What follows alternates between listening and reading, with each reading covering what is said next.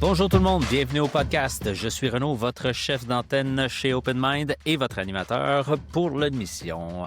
Ici, on transforme l'IA et la techno en gestes concrets et pratiques pour vous aider à atteindre votre plein potentiel d'automatisation. Comme chaque semaine, je suis en compagnie de notre ami Jonathan Léveillé, président d'OpenMind. Bonjour Jonathan. Et bonjour Renaud, toujours un plaisir. J'espère que c'est toujours un plaisir. En tout cas, moi, c'est toujours un plaisir. Joe est toujours ici pour nous aider avec les questions du public, les grandes questions de techno du moment, mes questions intérieures aussi. Ça, on sortira le podcast un moment donné. Mais pour aujourd'hui, on va rester sur les questions techno. On va y aller d'ailleurs aujourd'hui d'une grosse question générale. Quand j'entends les gens dire faire de l'IA, qu'est-ce que ça veut dire? C'est-tu comme faire de l'urticaire ou faire... C'est quoi? C'est général. C'est-tu utiliser ChatGPT? C'est-tu construire son propre LLM? C'est quoi? C'est quoi?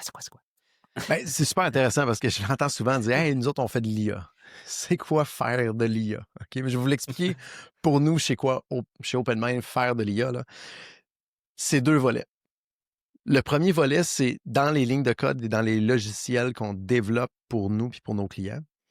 C'est à un certain endroit dans le processus qui est géré par le logiciel, on va prendre de l'information, on va créer une instruction, puis on va l'envoyer à un cerveau numérique qui va nous retourner de l'information. Donc, c'est la même chose que si on avait décidé de prendre l'information qui vient du logiciel, on met un stagiaire ultra brillant devant l'ordi, on dit, gars, voici l'information, voici ce que je veux faire avec, processe-les dans ton propre cerveau d'humain, puis après ça, remets-les dans l'écran, dans le logiciel à ce moment-là. Donc, c'est ça faire de l'IA, c'est faire appel à l'intelligence artificielle à un certain moment donné dans l'utilisation, exemple, des logiciels que nous autres, on développe. Donc, quand on dit chez OpenMind, on fait de l'IA, c'est simplement ça. On va développer des lignes de code, puis à un certain moment donné, les lignes de code ne peuvent pas tout gérer, mais on va faire appel à un cerveau numérique qui est l'équivalent d'un cerveau humain pour faire un job. Fait qu'on Exemple, vient en concret. bonifier avec l'IA. On vient Exactement. amplifier. Et ça nous permet de réduire le nombre de lignes de code à faire, puis ça nous permet d'augmenter les capacités numériques du système qu'on interagit avec. Donc, exemple super concret, vous recevez des factures fournisseurs dans votre entreprise.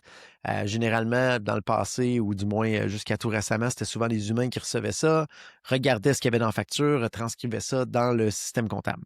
Donc, on est capable maintenant de faire des lignes de code pour recevoir la facture, aller voir ce qui se passe dans les courriels, prendre le PDF, et l'enregistrer sur un serveur. Puis là, après ça, on prend ce fichier-là, on lui met un contexte qui est « Hey, salut, cerveau numérique, tu vas être un super système qui est capable d'extraire les factures fournisseurs, tu vas m'extraire toute l'information qu'il y a là-dedans et le mettre de manière structurée. » Donc, ça, c'est le contexte qu'on va prendre. Fait qu'on prend le fichier, on prend le contexte, on envoie ça à ce moment-là au cerveau numérique, qui peut être, par exemple, un des cerveaux d'OpenAI, et ça nous retourne à ce moment-là une réponse qui va être ce qu'on lui a demandé d'extraire directement. On prend ça, avec d'autres lignes de code, on l'envoie directement dans le système comptable. Donc, Fait ça que vient faire de l'IA, automatiquement. ça veut dire qu'on l'utilise comme outil dans un peu tout ce qu'on fait. C'est pas nécessairement un agent IA, c'est pas nécessairement programmer avec l'IA ou faire quoi que ce soit avec l'IA. Ouais. C'est qu'on utilise l'IA quand on dit qu'on fait de l'IA, nous, chez OpenMind. Ça.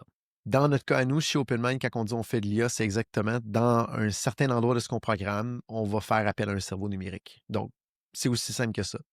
C'est vraiment de prendre des données, un contexte, envoyer ça au cerveau, il nous retourne quelque chose, puis là, on vient d'automatiser quelque chose que seul l'humain était capable de faire avant dans ses capacités cognitives d'humain. Donc, dans le cadre d'un développeur de logiciels comme nous autres, faire de l'IA, dans la majorité du temps, ça va être ça. Dans d'autres cas, il faut développer des modèles ou entraîner des modèles ou venir superviser des modèles. Donc, quand je dis modèle, puis on saigne du nez, là, c'est juste un cerveau numérique. On va garder ça en termes, en termes plus humains. Donc, le deuxième niveau à ce moment-là, si le cerveau numérique ne répond pas bien, à ce moment-là, on peut venir l'entraîner, on peut venir le bonifier, rajouter de la mémoire. Donc, il y a un petit peu plus loin que ce que la phase 1, je vous ai parlé de faire de l'IA, mais ça passe d'abord et avant tout d'envoyer un contexte puis de l'information à un cerveau numérique. Puis après ça, on peut l'amener au prochain niveau si le prochain niveau est requis. Et plus qu'on avance dans le temps, plus les cerveaux numériques sont puissants. Donc, de moins en moins, on a une requis ou une nécessité d'entraîner ou de superviser ou de pousser le modèle plus loin ou d'inventer un cerveau numérique. l'IA générative, donc les Large Language Models, les fameux cerveaux numériques très larges qui n'ont pas été entraînés pour un but précis, mais ils répondent maintenant à un paquet de tâches d'une manière extrêmement hallucinante qu'on n'a pas besoin de faire beaucoup plus que juste envoyer du contexte des données puis attendre qu'ils nous retournent quelque chose au final. Et c'est là vraiment qu'il y a une révolution depuis, je dirais, l'automne 2024 dans un contexte d'entreprise.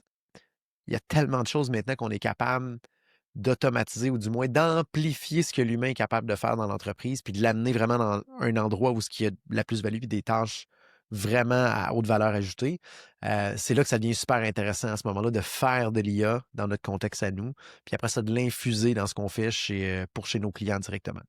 Donc voilà, Super. qu'est-ce que ça veut dire faire de l'IA. C'est parfait. Je pense que tu as réussi 2 choses. Tu as réussi à nous expliquer c'est quoi faire de l'IA, puis tu as aussi réussi à ce qu'on fasse un épisode court pour une fois.